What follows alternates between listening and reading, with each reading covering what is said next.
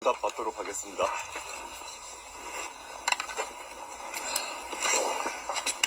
오늘 아침 김대중, 김영삼 두 분 대통령님의 묘소에 참배를 했습니다. 김대중 대통령님은 대한민국 건국 이래 최초로 노벨 평화상을 수상하셨고 헌정사 최초로 수평적 정권 교체를 이뤄내셨습니다. 민주주의를 회복하고 외환 위기를 극복하셨습니다.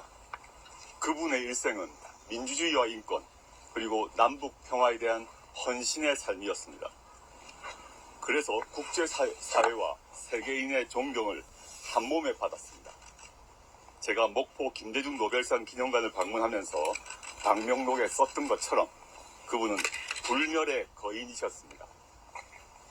그러나 윤석열 정부 집권 이후 김대중 대통령님이 추구했던 민주주의, 민생, 남북 평화가 위기를 맞고 있습니다. 국민이 위임해준 공권력으로 오로지 정치적 반대자를 제거하고 집권 세력을 보호하는 데 골몰하는 동안 민생은 피폐해지고 경제는 무너지고 있습니다. 헌법이 부여한 대통령의 거부권이 대통령 가족 보호를 위한 방패로 전락하고 국제사회의 조롱이 되고 있습니다. 눈 떠보니 후진국이 되었다라는 국민들의 자조와 한탄이 하늘을 찌르고 있습니다. 저 조국 윤석열 정권의 퇴행과 후진을 좌시하지 않겠습니다. 외면하지 않겠습니다. 김대중 대통령께서 평생을 지켜오신 민주주의의 가치를 지켜내겠습니다. 전쟁의 위협으로부터 남북의 평화 공천을 지켜내겠습니다. 고금리와 고물가로 힘든 민생 경제를 다시 일으켜 세우겠습니다. 김대중, 김영삼 대통령님에 대한 역사적 재평가는 다 필요합니다. 김영삼 대통령님 재임 기간 공과가 있었습니다. 그러나 오늘 그분의 과를 거론하지는 않겠습니다. 금융실명제 실시와 군부 하나의 척결은 김영삼 대통령이 아니었으면 하기 어려운 일이었습니다. 김영삼 대통령님의 쾌도 남마 같은 결단과 실행력을 존경합니다. 김영삼 대통령 집권 이후 30년이 지났는데 검찰판 하나회가 등장하여 국정을 좌지우지하고 있습니다. 문재인 정부 검찰개혁 추진자의 한 사람으로 국민께 다시 한번 국민들에게 송구스럽다는 말씀을 올립니다. 저의 마지막 과제는 한 줌의 정치검찰이 쥐고 있는 권력을 국민께 돌려드리는 것입니다. 제 일정을 보시면 아시겠습니다만 지난 목요일 대전 현충원에 가서 홍범도 장군님께 머리를 숙였고 오늘 서울 현충원에서 머리를 숙였습니다. 다들 아시겠지만 홍범도 장군 흉상이 육사 내에서 이전되고 말았습니다. 한동훈 비대위원장에게 묻습니다. 이전되어버린 홍범도 장군 흉상을 원위치 하는데 동의하는지 밝히길 바랍니다. 그리고 대전과 서울 현충원을 참배하면서 수많은 육군 장병들이 묻혀있는 모습을 보았습니다. 그리고 추모했습니다. 아시겠습니다마는 최상병 사망사건 특검법이 작년 10월 6일 신속 처리 안건으로 지정되었습니다. 국회 법사위에서 최장 180일간 논의된 후 자동 표결에 붙여집니다. 10월 6일부터 계산했을 때 180일 후는 4월 초, 즉 22대 총선 직전입니다. 한동훈 비대위원장은 법사위에서 최상병 특검법 통과에 찬성할 것인지 밝히길 바랍니다. 그리고 법사위에 통과한 후 윤석열 대통령은 최상병 특검법에 대해서도 거부권을 행사할 것인지 밝히길 바랍니다. 최상병 사망사건과 관련하여 검찰은 박정훈 대령을 기소했습니다.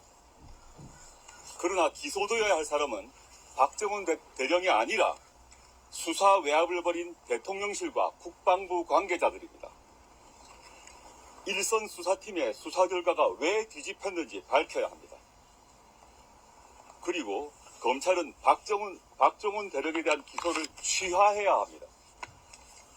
언론 보도에 따르면 대통령 안보실에 파견된 김형래 대령은 작년 7월 21일 해병대 수사단을 이끌던 박정훈 대령에게 최상병 사망 사건을 국방부 조사본부로 이관하는 방안을 언급했습니다.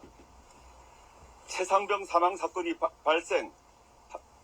발생하고 해병대 수사 착수 시점은 7월 19일인데 그로부터 이틀 후에 벌어진 일입니다.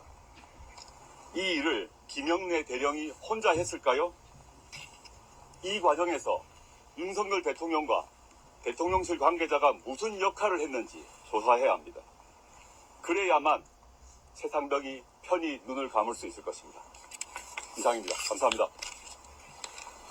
질문 있으시면 소속을 밝혀주시고 그럼 제가 답을 간단히 드리도록 하겠습니다. 네, 저 여간뉴스 한혜연 기자입니다. 네네. 시도당 창당대회와 중앙당 창당대회 일정은 시점은 언제쯤으로 되십니까? 뭐 조만간 공지를 할 것이고요. 아마 이번 주부터 월말까지 차례차례 진행될 것으로 봅니다. 아마 다 공지될 것이고 2월 말 늦어도 3월 초까지는 다 완료될 것으로 봅니다.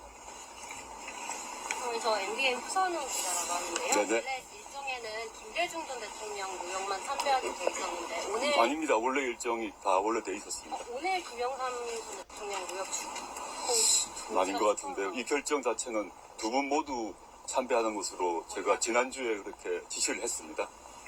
지금 국민의힘 한동훈 비대위원장이 네. 장관님 정장을 조금 운동권 청산해야 된다면서 비판하고 있는데 이에 대한 입장은 어떤지랑 지역구 형식이신지 비례대표 형식이신지 좀 정당 형식도 언제쯤 발표하실 건지 궁금합니다. 두 가지 질문을 하셨는데 두 번째부터 말씀드릴게요. 그러니까 비례 지역 이름 문제는 제가 누누이 말씀드렸지만 정당이 완결되고 창당이 이제 완결되고 난 뒤에 그 정당의 그 논의 절차에 따라서 결정할 것이기 때문에 제가 지금 이른바 가칭 조국신당의 중심 인물이긴 하지만 제 혼자 이렇다 저렇다 말씀드리기 곤란하고요.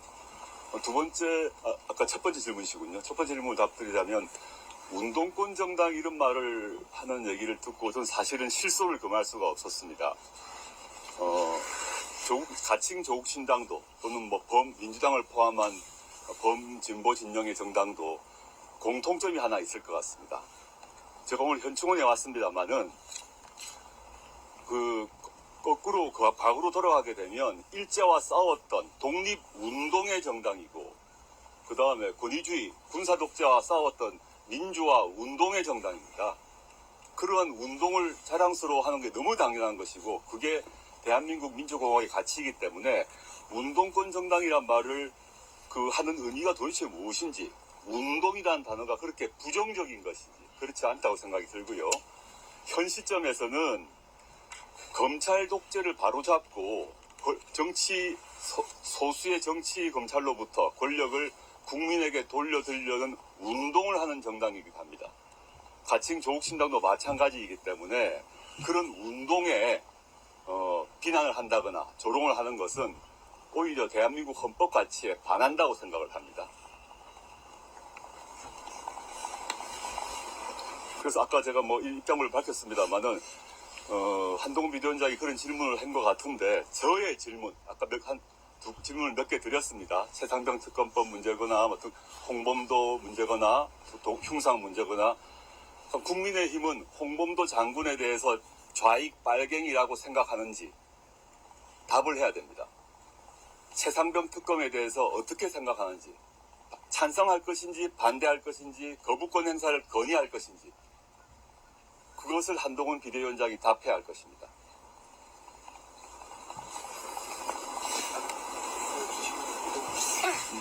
다 되셨습니까?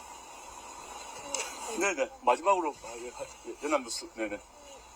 당 지도부 인원이나 합류하실 분들 지금 어느 분들 접촉하고 계신지 그리고 제가 이제 영입위원장인데요. 여러분들 접촉하고 있고요. 그걸 지금 제가 말씀드릴 수는 없습니다. 조만간 차례차례 어떤 분들 영입하게 되었음을 시민들 앞에 그리고 언론 앞에 공개하도록 하겠습니다. 조금 기다려 주십시오. 주머니 예, 예, 예. 이걸 추가해서 네. 지금 당장 성함 못 밝히시더라도 뭐 어떤 분야나 생각하시는 영역 같은 게 있으신가요? 실명은 밝힐 수는 없고요. 저는 이제 검찰 독재 정권의 조기 종식이 필요하다. 민생 경제 의 회복이 필요하고 우리나라 과학기술 문제가 또 엉망이 됐는데 그 문제를 바로잡을 그 일이 필요하다라고 말씀드렸습니다. 이러한 저희 가칭 조국신당이 추구하는 비전과 가치에 부합하는 인물들과 이제 협의 중이고 그에 부합하는 인물들이 들어오실 것으로 보시면 되겠습니다. 네, 그럼 마치겠습니다. 일요일 아침 수고하셨습니다. 저는 이제 마석으로 이용하겠습니다.